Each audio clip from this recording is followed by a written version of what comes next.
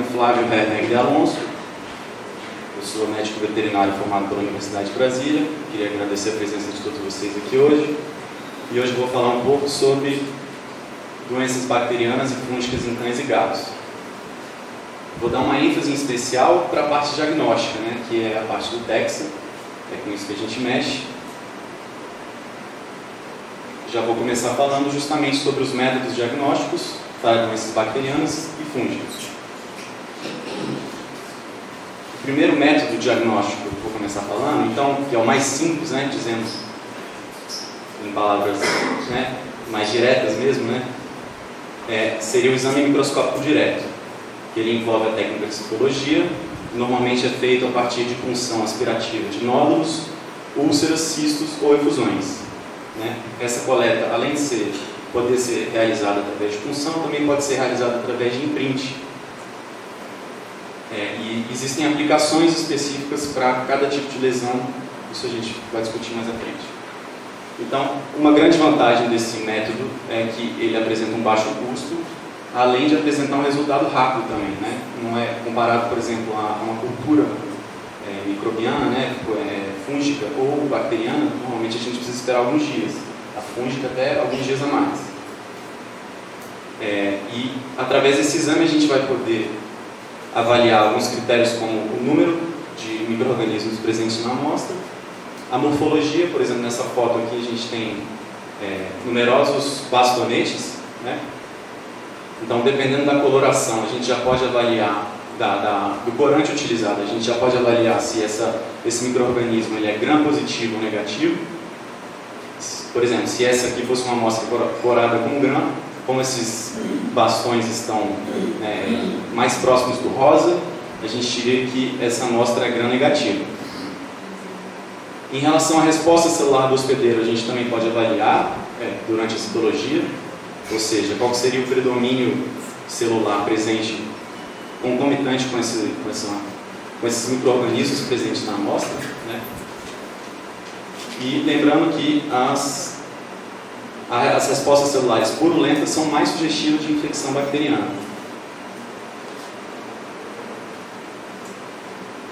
Então, o exame microscópico direto ele vai revelar uma positividade, vamos dizer assim, da amostra quando essa amostra apresentar concentrações a partir de 10.000 a 100.000 unidades daquela bactéria, né, na amostra.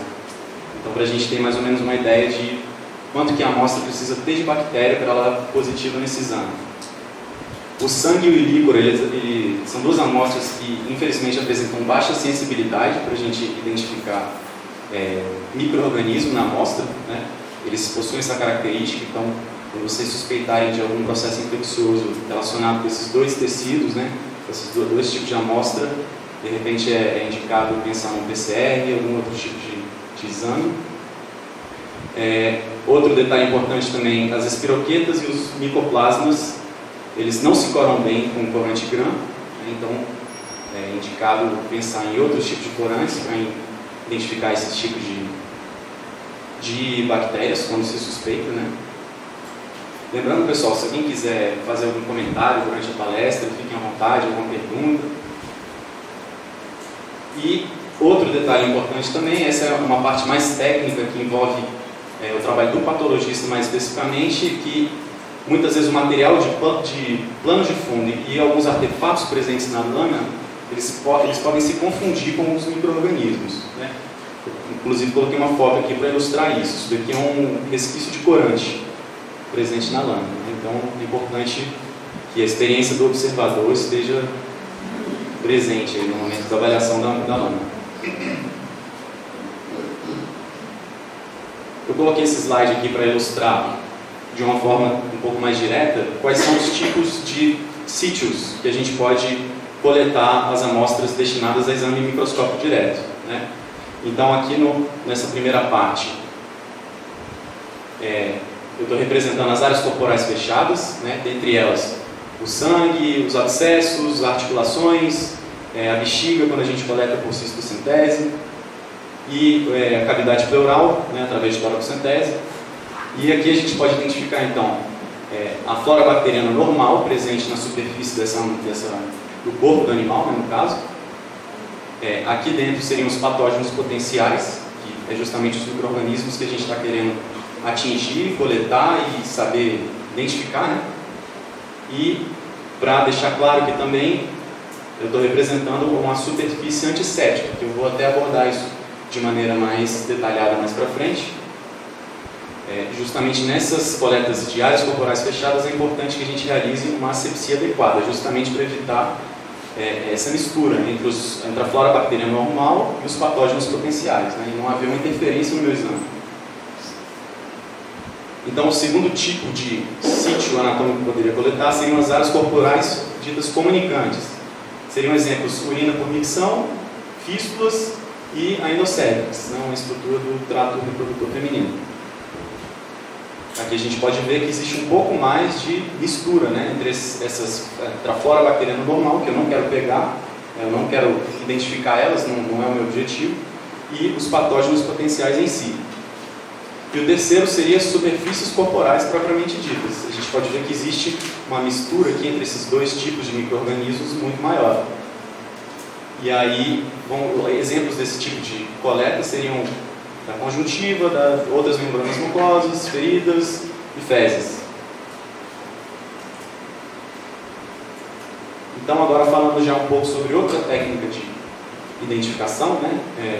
O isolamento e identificação de micro-organismos, que normalmente, na maioria das vezes, utiliza-se o agar-sangue para cultivar esses micro-organismos e isolar eles, embora outros meios líquidos ou específicos também possam ser aplicados, utilizados, né? Os meios líquidos, especialmente quando se tem uma quantidade pequena de amostra, ou quando suspeita-se que os organismos presentes na amostra não sejam mais exigentes, ou seja, eles não cresceriam de maneira tão fácil no meio agar, né, que é convencionalmente utilizado. E os meios específicos serviriam justamente para suprimir o crescimento de contaminantes e flora normal, favorecendo assim o crescimento do próprio patógeno.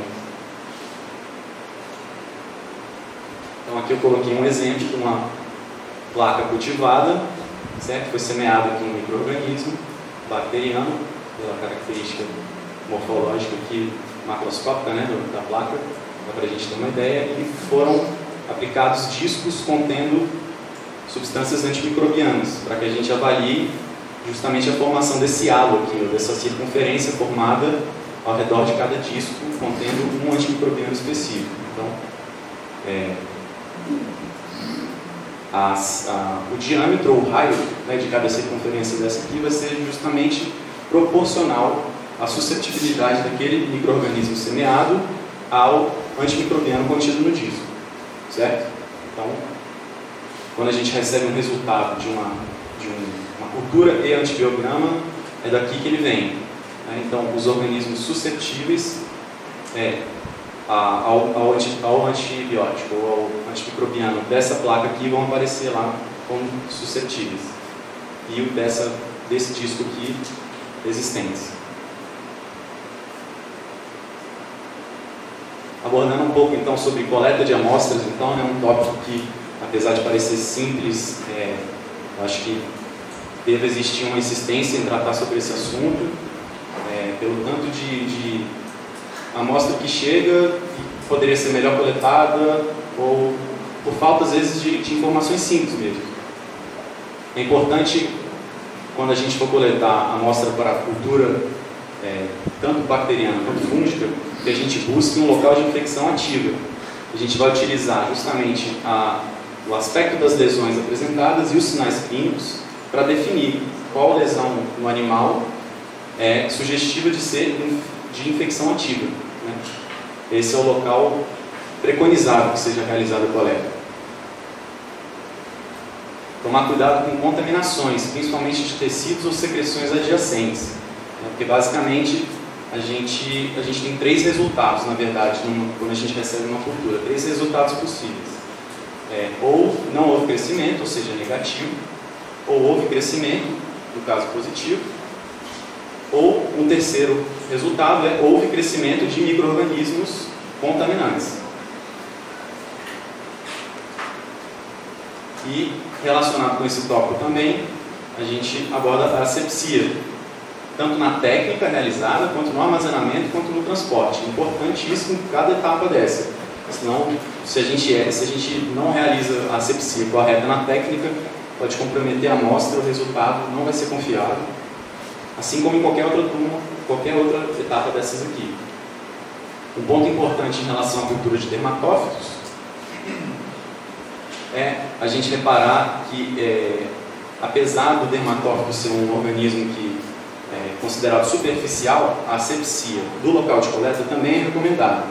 E é recomendada através do uso do álcool. Não é recomendado que seja utilizado iodo, pois a carga fúngica presente na amostra, né, na superfície, ela seria reduzida. Né? Então a gente utiliza o álcool justamente para diminuir o número de organismos contaminantes presentes ali, né? Tanto bacterianos quanto de outras origens fúngicas. Muito presente é o aspergillus, entre outros. Outro possível método de coleta destinado à cultura bacteriana ou fúngica também seria a coleta por biópsia ou a punção aspirativa por agulha fina, que era para ter um A, falha nossa. Então é importante a gente lembrar que, da mesma maneira que a gente vai coletar essa amostra, devem ser seguidos os procedimentos indicados, como se você fosse fazer um procedimento cirúrgico mesmo. Então, realizar toda aquela asepsia da superfície animal, enfim, a asepsia é fundamental para a coleta destinada à cultura bacteriana. A terapia antimicrobiana é importante que, sempre que possível, se inicie após a coleta, né? Então, sempre que você puder coletar antes de iniciar a terapia antimicrobiana é ideal, para que não haja interferência desse medicamento. E prestar sempre bastante atenção também na quantidade enviada. Né? As amostras de biópsia, fluidos, urina, entre outras, nunca devem ser preteridas ou substituídas pelo envio do suave, por exemplo. Isso às vezes também é um equívoco bem comum, né? De preferir enviar um suave ao invés de ter a oportunidade de enviar um fluido, uma urina. O suave sempre vai ter uma quantidade reduzida daquela carga bacteriana ou fúngica que você estiver coletando. E quando você não tiver outra opção, eu preferir enviar o suave, que você acomode ele ou numa câmara umidificada ou em um meio de transporte, normalmente é um meio de Stuart, que o Tex inclusive envia, né? Quando a gente viu o material para coleta desse tipo de exame, o suave já vem acompanhado do meio de transporte. E também é importante relembrar, não indicado o uso de fixadores, preservantes ou anticoagulantes. Né? Então, se você for coletar uma amostra líquida de uma perfusão, por exemplo, nunca acondicione essa amostra num tubo contendo DTA, por exemplo, de tampa roxa. Né? Procure sempre utilizar o tubo coletor universal, que é aquele de rosca vermelhinho, ou até mesmo aquele tubo destinado à coleta de sangue total para extrair soro, de tampa vermelha também. Em relação à urina, o método preconizado para realizar a coleta de urina é sempre por cistocentese, então sempre evitar micção espontânea ou utilização de sonda, porque ambas essas técnicas predispõem ao aumento da quantidade de micro-organismos contaminantes na amostra. Então, a cistocentese é sempre preferida para coletar a urina. Importante que essa amostra seja armazenada por no máximo 8 horas, refrigerada, tá? A partir disso, a viabilidade dela já começa a ser comprometida. E caso você não possa encaminhar essa amostra em até 8 horas para o laboratório, para que ela possa ser processada, recomenda-se a utilização do ácido bórico como exceção de preservante para a amostra. E aí, nesse caso, ela pode ficar até 48 horas em temperatura ambiente, até ser processada. O ácido bórico interfere com a evolução? Você diz... Ele interfere na evolução?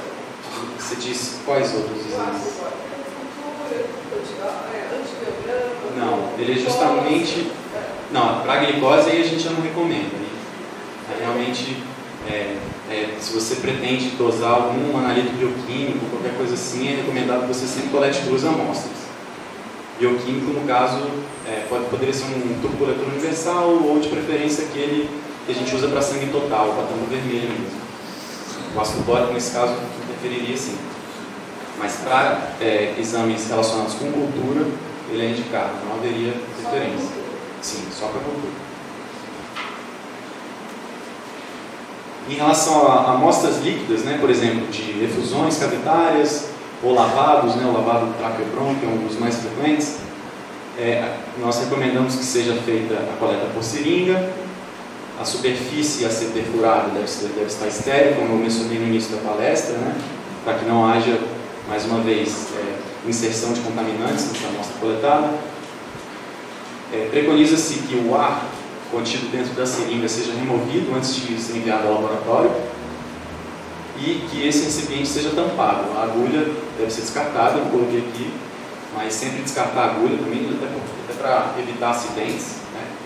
E não existe necessidade de enviar ela, então descarta a agulha e tampa o recipiente. E no caso de lavados, recomenda-se a utilização do Ringer lactato ao invés da solução salina, porque o Ringer lactato ele é uma substância tamponada, né? Então a gente vai ter uma maior preservação do pH ali da amostra, né? Contribuindo para uma maior sobrevida dos micro-organismos. Em relação às amostras de fezes, também é importante que elas sempre sejam coletadas o mais frescas possíveis, né? Já que, uma vez que elas saem do corpo do animal, a temperatura já começa a mudar e essa temperatura leva a mudança de pH e a mudança de pH leva à diminuição da sobrevida dos micro-organismos presentes. Então, se você não enviar uma amostra muito fresca, a viabilidade dos micro-organismos fica comprometida. Amostras de fezes contendo muco ou sangue são preferíveis a serem enviadas. Elas são descritas como apresentando maior sensibilidade para o exame de cultura. Tecidos de biópsia também podem ser enviados para a cultura bacteriana.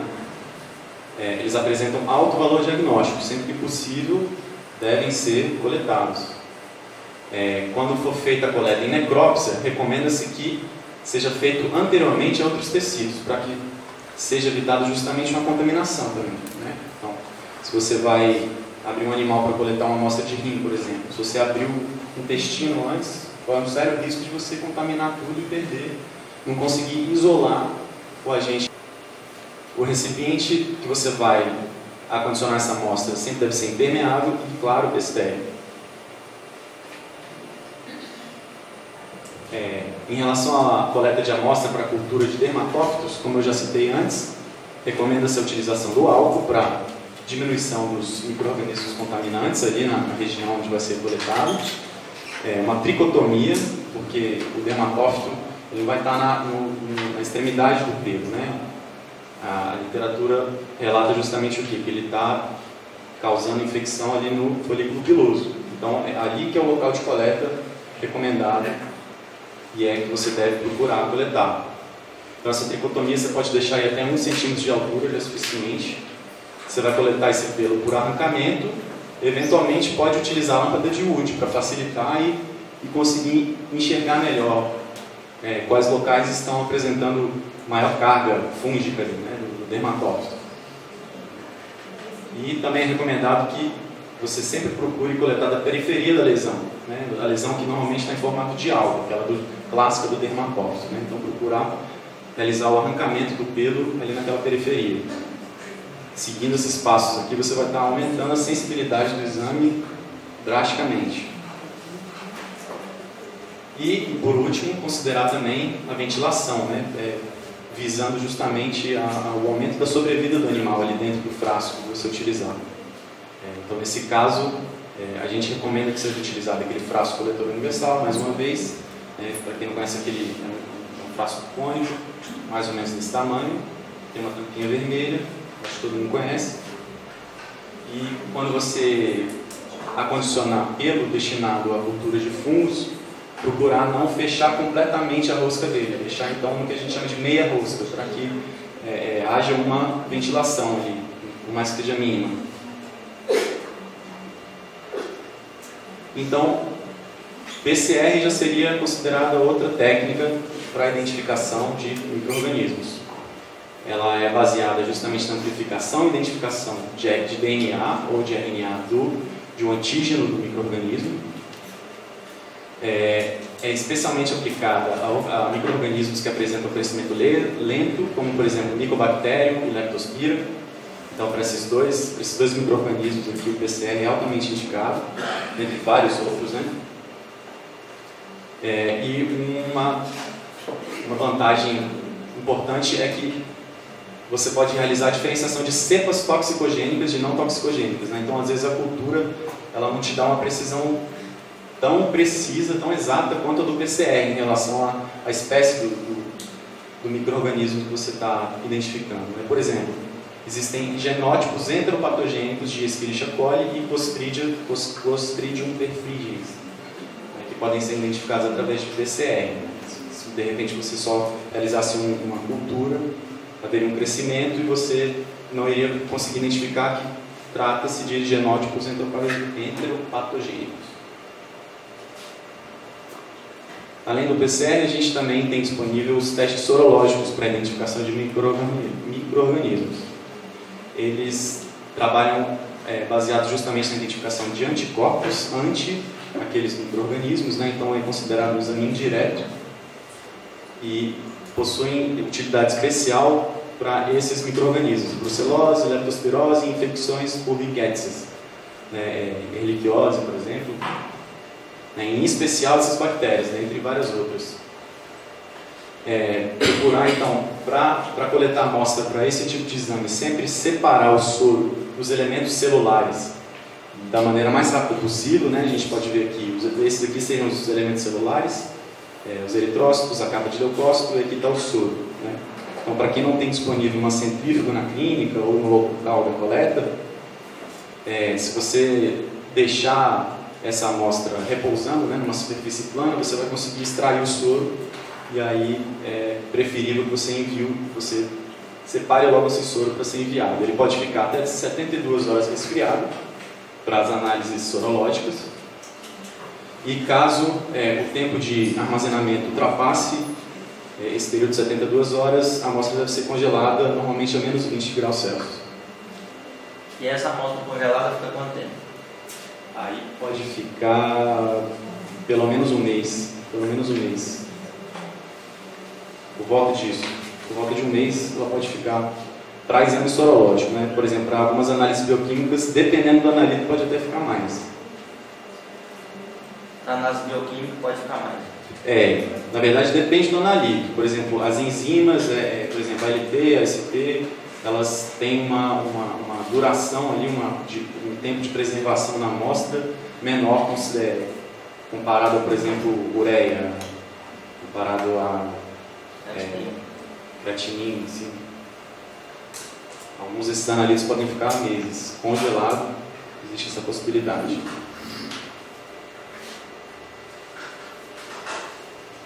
Então, vou falar um pouco agora sobre contaminação ambiental em hospitais e clínicas veterinárias. É importante a gente definir a origem dessa infecção, se ela realmente é nosocomial, ou seja, de origem hospitalar, né? Ou se ela é extranosocomial. Por exemplo, o paciente ele pode chegar na clínica já com a presença ou o micro-organismo se inoculando, né, no momento da admissão no hospital, né? Então essa não seria considerada uma infecção hospitalar, né, já que ele adquiriu ou está inoculando antes do momento de chegar na clínica ou no hospital. E além disso, ele pode adquirir a infecção no ambiente hospitalar e só manifestar os sintomas depois da alta do paciente. Essa contaminação ela pode ser desenvolvida através de fontes endógenas,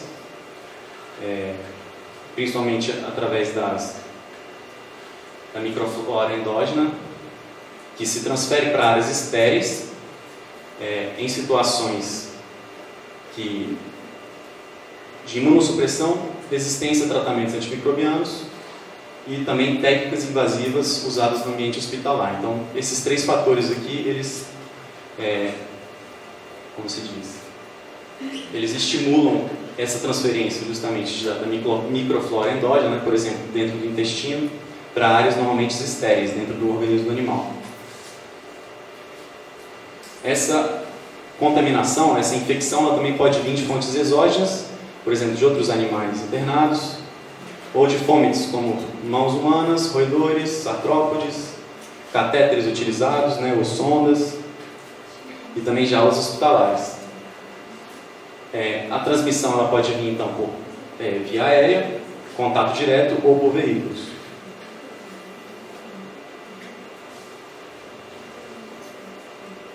Vou falar agora um pouco sobre os fatores associados com o aumento dos riscos de infecção hospitalar. Então, o primeiro deles seria a exposição, os fatores relacionados com exposição a patógenos. Por exemplo, a enterotomia com derrame de conteúdo entérico na cavidade, né? Seria um fator que aumentaria o risco de infecção hospitalar, né? O que mais? Os procedimentos dentários, né? Por estarem envolvidos ali com o ambiente da boca, né? É um ambiente muito contaminado, então predisporia essa transferência, né, dos micro-organismos normais da boca para dentro da circulação sanguínea. Também a cateterização de vias aéreas ou endoscopia, a endoscopia retrógrada, urinária ou gastrointestinal, transfusão de componentes sanguíneos contaminados, que muitas vezes eles são coletados e ficam ou não são corretamente armazenados na temperatura ideal, ou não se utiliza asepsia no momento da coleta. E também não esquecendo as doenças induzidas por vacinas, né? Outros fatores associados com o aumento dos riscos de infecção hospitalar estariam relacionados com a imunossupressão concomitante do paciente, que pode ser predisposta através de quimioterapia citotóxica, né? Por exemplo, o uso de cristina, doxorubicina, né? São medicamentos que conhecidamente predispõem o animal e baixam a imunidade dele, né? De fato. Assim como a corticoterapia também. A gente sabe que a presença do corticoide na corrente sanguínea ela vai lisar os linfócitos circulantes em compartimentos, ela vai evitar a migração de neutrófilos. Você falou vincristina? Sim. Vincristina, doxorubicina são medicamentos quimioterápicos, né? A corticoterapia, como eu estava falando, né? A gente sabe que tem alguns efeitos imunossupressores também, né? Como eu falei, ação em linfócito, ação em neutrófilo, evitando que ele migre para o tecido, né? Então isso tudo é considerado um efeito imunossupressor também. A irradiação, existem relatos de relação da irradiação com imunossupressão em pacientes veterinários, e também a esplenectomia, né? Por ser um órgão com função de produção de células brancas, né? A remoção do baço também estaria relacionada com favorecimento de imunossupressão concomitante. Assim como alguns avanços tecnológicos também, né? Por exemplo, a terapia antimicrobiana causando resistência, né? A gente vai até abordar um pouco mais à frente de maneira mais detalhada. A utilização de catéteres e sonda utral, e também os implantes ortopédicos, né? Que são um método extremamente invasivo, predispõe bastante o risco de infecção hospitalar. E aqui eu separei alguns estudos, né? Acho que ficou até um pouco intensa a quantidade de informação aqui por slide, então eu vou passar um pouco rápido. Mas associando alguns principais micro-organismos com algumas situações clínicas, né, ou patológicas. Por exemplo, a infecção em UTI foi descrita por esse autor aqui em 23 cães e um gato dessa bactéria, né? Foi encontrada mais comumente em feridas cirúrgicas, em trato urinário, em sangue. A Serratia marcensis foi isolada em catéteres intravenosos contaminados. A Enterobacter cloacae foi isolada em solução de limpeza contaminada, causando infecção em 4 cães e um gato.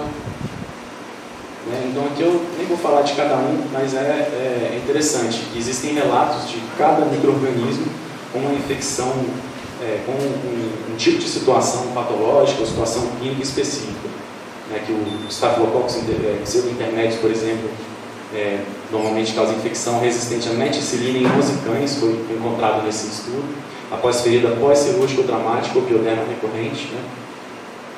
Então, acho que é importante, quando a gente recebe um resultado, por exemplo, de um antibiograma ou de ou de alguma cultura, e a gente encontrar algum desses micro-organismos, né, aqui para frente tem mais, a gente saber relacionar se ele poderia estar relacionado com alguma infecção hospitalar. Tem mais? Escherichia coli, Clostridium. Agora vou falar um pouco sobre as otites recorrentes. Alguém tem alguma dúvida até aqui? Algum comentário? No caso do Cristina, você consideraria, quando você está fazendo esse tratamento, um antibiótico, trabalhar assim? No caso, se o animal tiver imunossuprimido por conta da vincristina? Eu tratamento com o quimioterápico, lá por causa do tumor veneno, né? Sim. Aí, já aconteceu muito de aparecer outros sintomas, foi muito tempo, ele sabia disso. Você acha que deveria dar um antibiótico? Olha, eu acho importantíssimo acompanhar, e a primeira indicação que eu faria é fazer uma coleta dessa amostra, né? Ao invés de, como o animal já está imunossuprimido por conta da terapia, dar mais química para ele ainda, né? Mais medicamento, sem saber exatamente se vai ser efetivo, eu recomendaria primeiro trabalhar com a identificação do que possivelmente está causando aquilo, né? Saber se realmente de fato é só uma infecção bacteriana secundária, ou se pode ser, ou de repente pode ser até uma lesão não séptica, né? Dependendo. Então, a minha primeira recomendação seria investigar através de cultura e citologia também. Qual que é a sensibilidade da lâmpada de Wood para detecção fúngica? Olha, pelo que eu já li, a maioria dos relatos indicam que a sensibilidade é até considerada alta, mas a especificidade nem tanto. Quer dizer que a quantidade de micro-organismo que ela consegue identificar de maneira verdadeira, né, ou seja, que verdadeiramente é positivo para dermatófitos, né, ela até consegue desempenhar bem, mas existem muitas outras substâncias presentes ali na própria pele, na superfície da coleta, né, que podem ser confundidas e aparecem como positivo, né, no exame da lâmpada de Wood, né, então...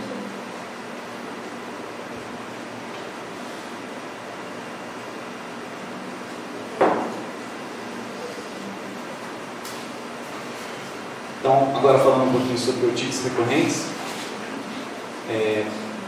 primeiro, para a gente começar a falar desse assunto, é importante a gente entender a anatomia do ouvido externo, né, dos cães e gatos. A gente tem alguns anéis cartilaginosos aqui nessa base do pavilhão auricular, que justamente vão se desenvolver de maneira externa, formando o pavilhão auricular, propriamente dito, em inglês spina, e dessa base aqui, para de maneira mais interna, esses anéis vão dar origem ao canal vertical. Esse canal vertical ele vai se desviar dorsalmente até a altura da membrana timpânica. E quando ele chegar nessa altura, ele vai formar, quando chegar nessa altura aqui da membrana timpânica, daqui para cá seria considerado o canal horizontal. Então, aqui está o tímpano, aqui seria o ouvido médio, os ossículos. Então, a otite externa é caracterizada pela inflamação do canal externo do ouvido.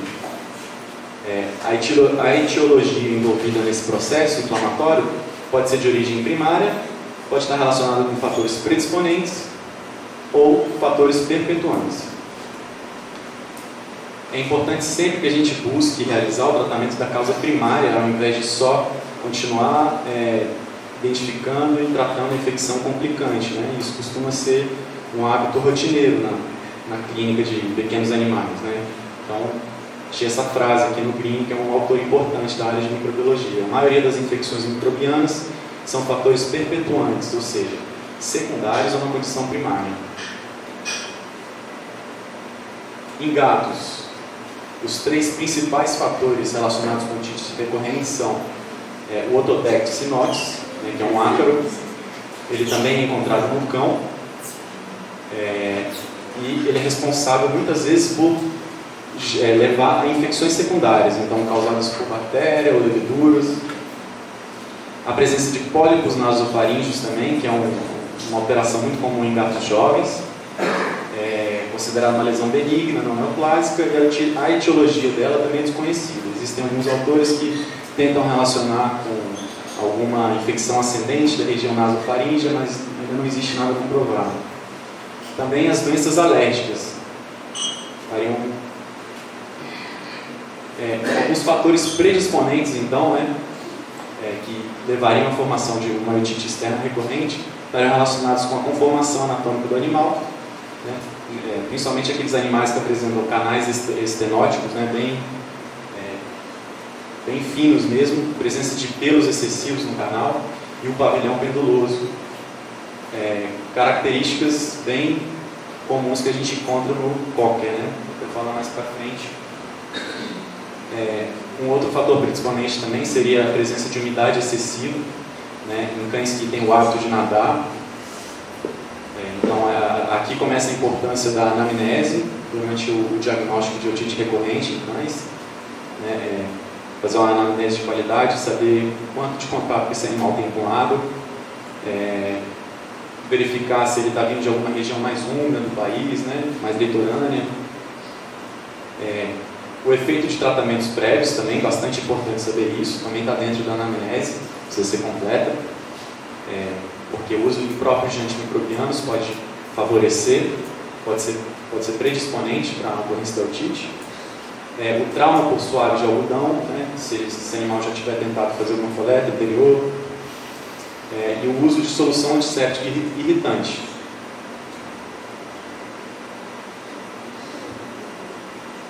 Algumas causas primárias de otite recorrentes, então, incluem principalmente doenças alérgicas, que incluem dermatites atópicas, reações cutâneas adversas a alimentos, contatos alérgicos, né? Então, aqui, importantíssimo também, mais fatores relacionados com a anamnese, né, no momento da conversa com o proprietário. Presença de parasitas, como eu citei antes, né, não só o Otodectes sinotis, mas também a Demodex. Presença de corpos estranhos, né, principalmente gramíneas, né, verificar o quanto de acesso o animal tem a ambientes externos, né, e celulite juvenil, desordens de queratinização, incluindo seborreia primária e idiopática, né, como causa primária. Outras seborreias também poderiam predispor, mas aí seriam secundárias, né. Desordens endócrinas, principalmente o hipotireoidismo. Então, importância de se realizar outros tipos de exames complementares também, a gente vai ver mais para frente. Doenças autoimunes, incluindo o pênfilo foliáceo, e presença de massas na região do ouvido externo, né? A principal neoplasia dessa região seria a de glândula ceruminal, e assim como pólipos nasofaríngeos que eu já abordei anteriormente.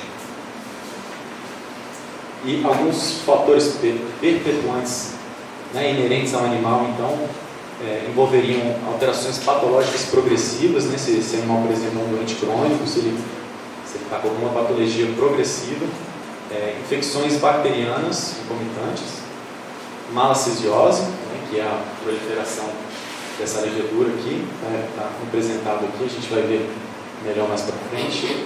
Cada pontinho desse aqui é uma malacésia, esse aumento aqui é de 1000.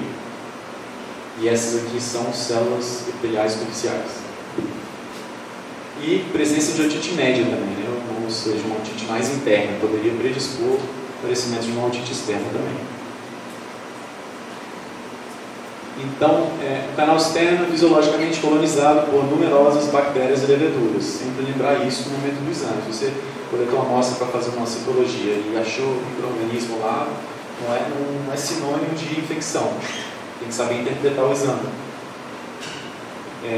Na otite externa, as bactérias mais frequentemente isoladas, as campeãs são essas duas aqui: Staphylococcus coagulase negativo, também conhecido como pseudo-intermédios, e Pseudomonas aeruginosa. Então essas duas aqui são as mais frequentes, mas também aparecem com alguma frequência essas outras: Pasteurella, Proteus, Beta-Streptococcus, Corynebacterium, Enterococcus, Escherichia coli. Lembrar também que leveduras também são identificadas em urinos normais. Então, mais uma vez, vai depender do número que foi encontrado na citologia para você conseguir afirmar se o diagnóstico é positivo ou não para malacesiose, por exemplo. Então aqui eu montei um quadro, adaptado para o crime também, contendo algumas questões a proprietários a respeito de otites externas recorrentes, né? As principais questões a serem feitas. Quando começaram os primeiros sintomas da otite? Então, para ter ideia se é um processo agudo ou crônico, né, já começar montando um raciocínio diagnóstico, se a alteração começou de forma unilateral ou bilateral, para ter uma ideia se pode ser alguma causa primária sistêmica. A manifestação é sazonal, então ela pode estar relacionada com algum alérgeno, né, que só é disponível em determinada época do ano, ou de repente na época da chuva, né, favorecendo o aumento da umidade. Quais foram os tratamentos atuais e prévios, né? A gente já conversou sobre isso. Possibilidade de criação de resistência, né, a alguns antimicrobianos e também se o animal pode ter sido imunossuprimido por utilização de algum medicamento. Aqui também relacionado com essa pergunta, se observou um efeito colateral, se houve administração prévia de glicocorticoides, se existem outras manifestações dermatológicas, como prurido, alopecia, erupções, né, para suspeitar, por exemplo, de uma sarna demodésica como causa primária dessa otite. Quais seriam as dietas atuais e anteriores, né, relacionado também com alguma possível causa alérgica. Se o animal atualmente está sob algum tratamento para alguma comorbidade, por exemplo, hipotireoidismo, né? Se outros indivíduos, humano ou animal, com problemas dermatológicos no mesmo ambiente, né, para suspeitar de alguma causa infecciosa primária. Então, em relação à clínica da otite recorrente, como eu falei, a raça campeã é o Cocker Spaniel. Não tem como a gente falar de otite recorrente sem citar o Cocker Spaniel. O principal sinal clínico que a gente vai observar é o prurido óptico, normalmente manifestado pelo balançar ou coçar da cabeça ou esfregar as orelhas no chão, né? Normalmente alguns desses sintomas aqui eles podem ser confundidos pelo proprietário, não exatamente representar para o proprietário aquilo é coceira. Então é importante perguntar mesmo cada tipo desse de manifestação aqui, você está observando. Além disso, a gente vai observar eritema, dor, exudato e odor cóticos no local da lesão. Então aqui a gente tem uma foto ilustrando bem um eritema numa otite externa aguda. A gente observa esse vermelhidão aqui. Esse aqui seria um ouvido clássico de um animal com otite externa aguda.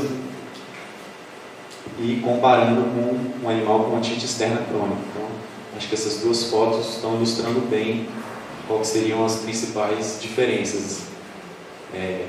Aqui, então, a característica principal é o eritema.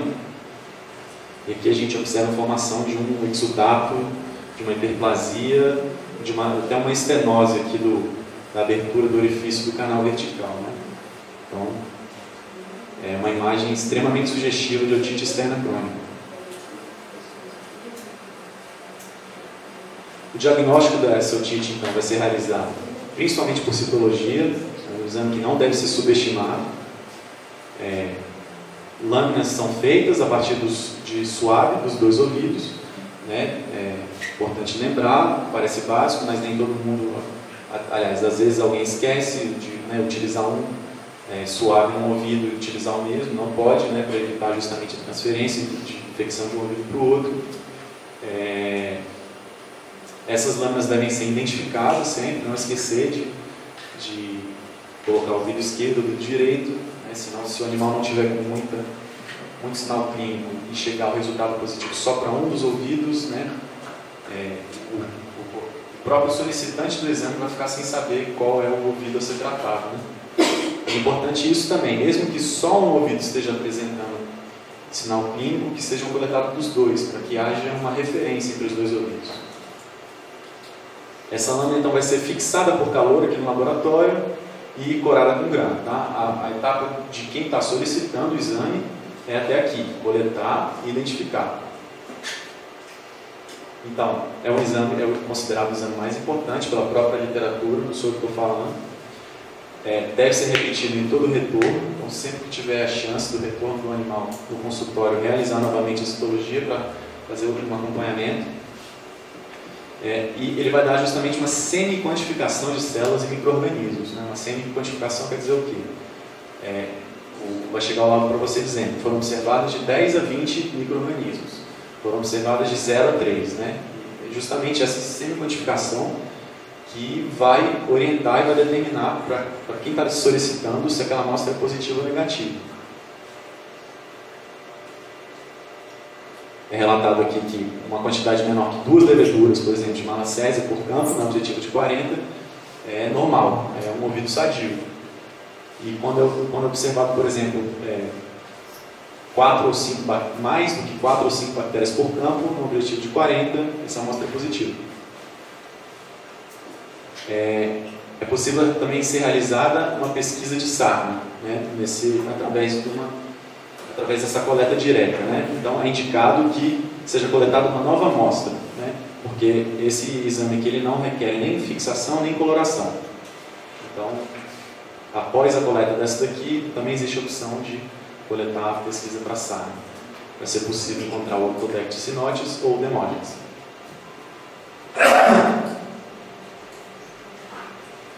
Então aqui a gente tem uma imagem clássica de quando a gente encontra um ouvido com otite externa bacteriana.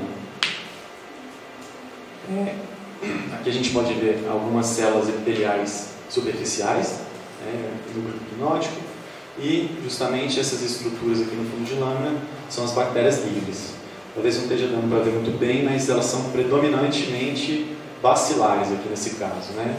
Então, como eu falei no início, é importante a gente especificar a morfologia também do micro-organismo que a gente está observando. Né? Já vai começar a dar uma orientação para o clínico, para quem está solicitando, de que tipo de infecção é aquela. E aqui a gente pode ver no centro do campo uma malacésia. Por exemplo, nesse caso aqui, achando só uma, não necessariamente esse animal é positivo para infecção por malacésia. Aqui tem um exemplo de um Orthodectes cynotes, né? Então, essa foto aqui é de uma lâmina que não foi nem corada, nem fixada, né? Só jogar, só fazer o raspado ou a coleta com suave, colocar na lâmina e fazer a análise direta. É importante, se alguém aqui mexe com isso, né, faz no próprio clínica ou não pretende fazer, um detalhe que é importante é descer o condensador do microscópio, né, que é aquela peça onde emite a luz. Isso às vezes parece um detalhe bobo, mas é bastante importante. O movimento dessa peça, quando você está lendo lâminas coradas, é importante que esteja mais próximo da objetiva, da lâmina, no caso. Né?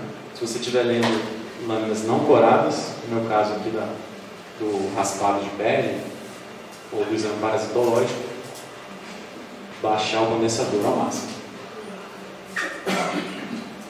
Então, otites recorrentes, o que fazer? Quando a otite é recorrente, torna-se necessária a identificação da causa primária provável da otite. Desta forma, testes adicionais devem ser executados, incluindo, não exclusivamente, ensaios alimentares, testes alérgicos sorológicos, né, justamente para investigar de maneira mais precisa alguma suspeita alérgica, biópsia tecidual, raspado de pele ou avaliação clínico-patológica. Né? Então, essa avaliação clínico-patológica vai dar uma ideia geral para a gente de como é que está o status fisiológico desse animal. Né?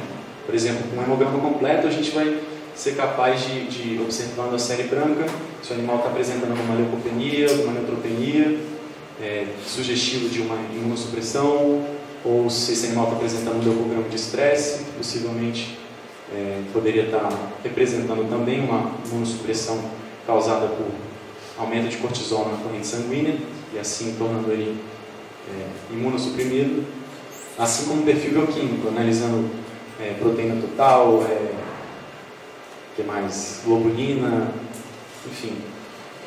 Essa avaliação clínico-patológica serve para ter uma ideia geral de como é que está o quadro do animal.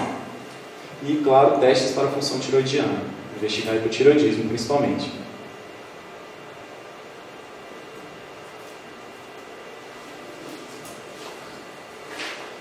Vou abordar hoje também um pouco sobre a esporotricose, que é considerada uma zoonose micótica causada por esse micro-organismo, Sporotrix schenck.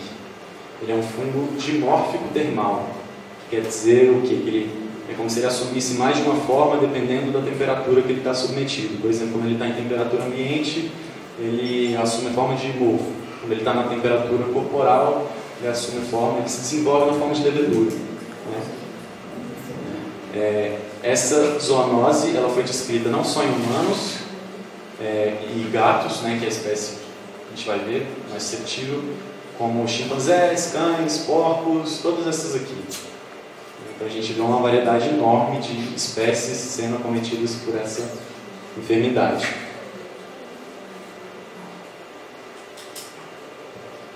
A transmissão principal, então, para os animais de companhia é através de plantas ou solo contaminado.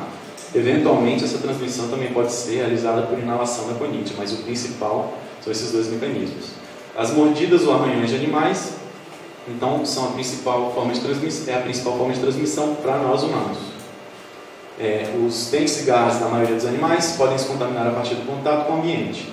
Entretanto, apenas o gato é considerado um reservatório do agente. Então, aqui a gente já começa a enxergar a importância dessa espécie para essa enfermidade. Porque ela não só pode armazenar o micro-organismo em dentes e garras, mas ela atua também como reservatório. O micro-organismo fica viável por mais tempo nesse animal. É uma doença que apresenta distribuição mundial, entretanto é rara na Europa.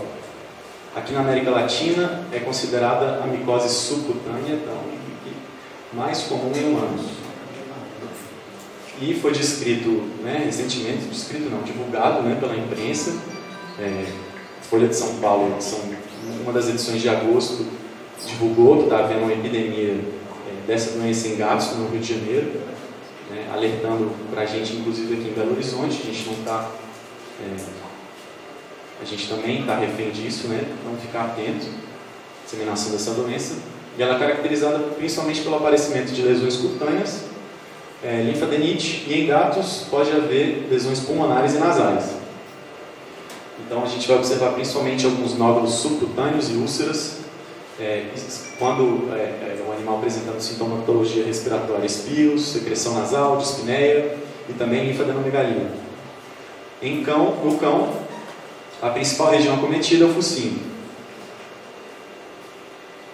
Então está aqui uma foto desse envolvimento não só de pele, mas de mucosa. Essa é uma característica da esporotricose, e a região também é bem sugestiva de Sporotrich. O gato, como eu falei, é uma espécie bastante suscetível a esse micro-organismo, especialmente em gatos machos e inteiros, não castrados, justamente pela associação do comportamento desses animais com a forma de transmissão. Então, o gato inteiro ele tem o hábito hábitos exploratórios, e territorialistas, entram em confrontos e conflitos com outros gatos machos. E a apresentação clínica dessa doença, ela pode se basear tanto numa infecção subclínica, quanto o aparecimento de lesões únicas com regressão espontânea, até formas sistêmicas fatais, quando estão associadas com disseminação hematógena. Então a gente vê o quanto é amplo a apresentação clínica dessa doença.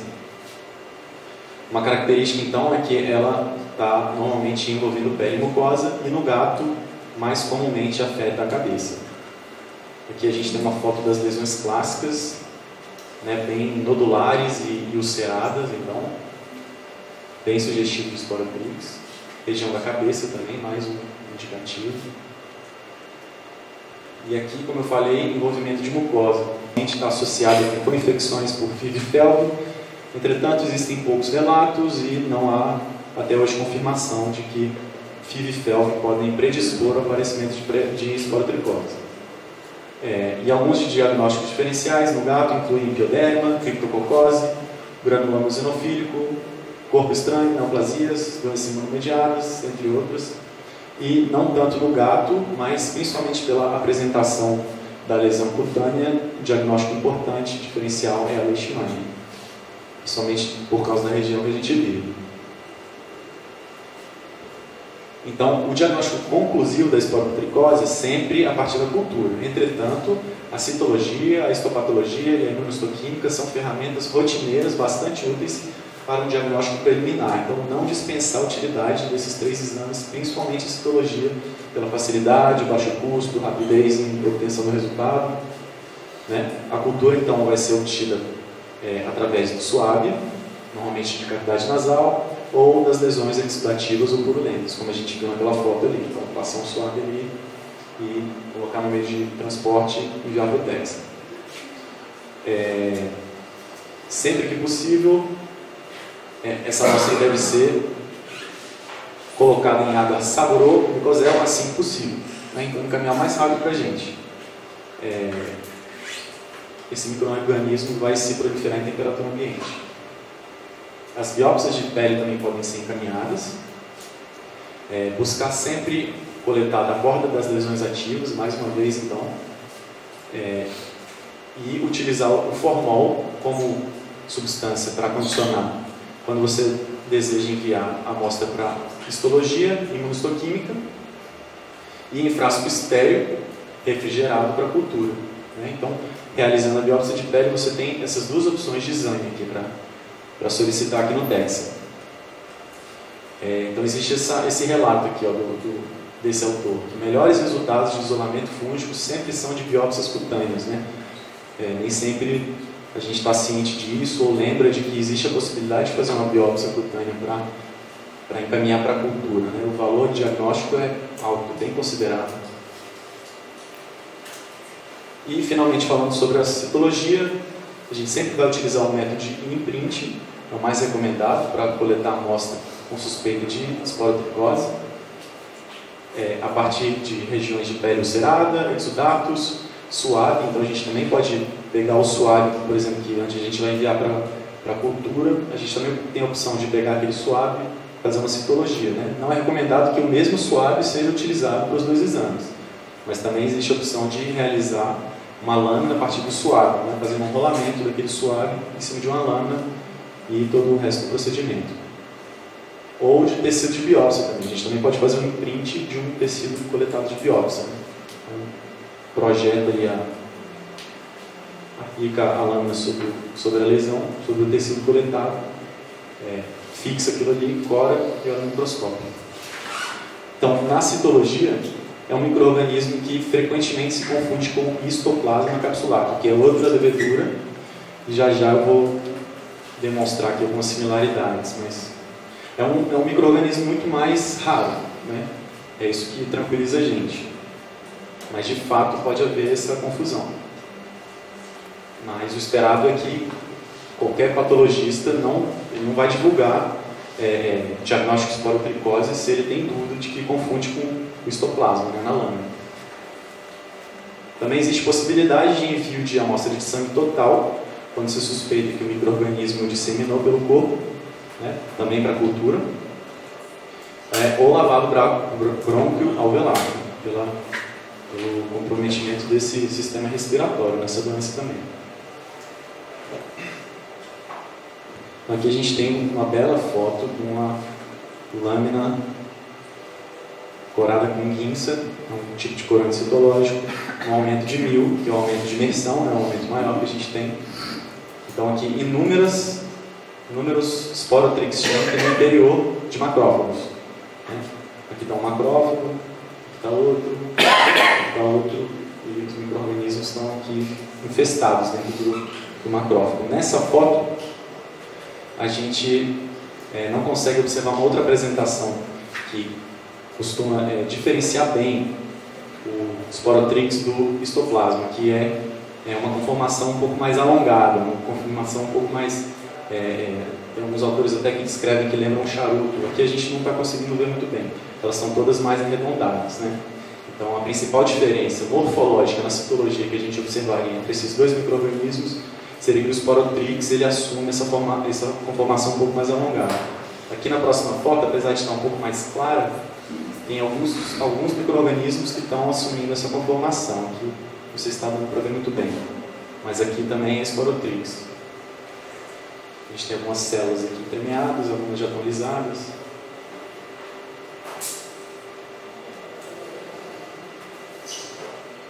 Então agora, falando sobre mais esse tema aqui, resistência aos antimicrobianos, como vencer esses desafios.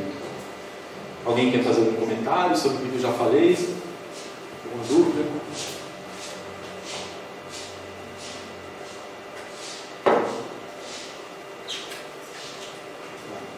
Dando prosseguimento, então, a resistência aos antimicrobianos é bem relatada em infecções urinárias em humanos. Né?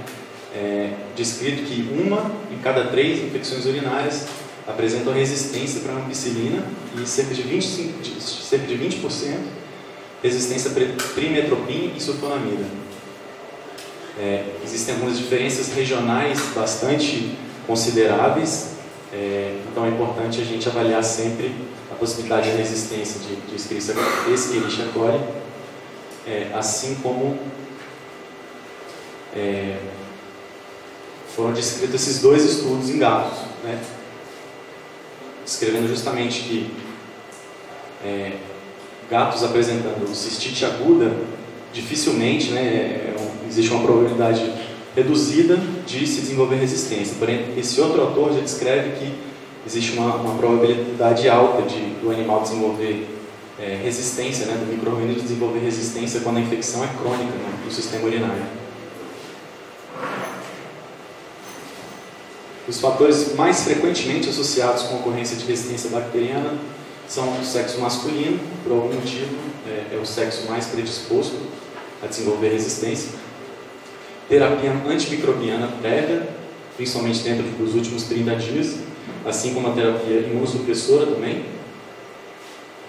A hospitalização prolongada, descrita como fator associado.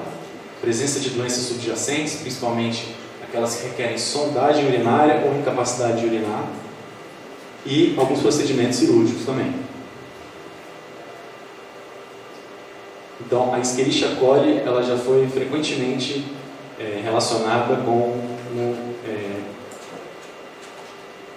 demonstrando alta capacidade de desenvolver resistência para quinolones, né?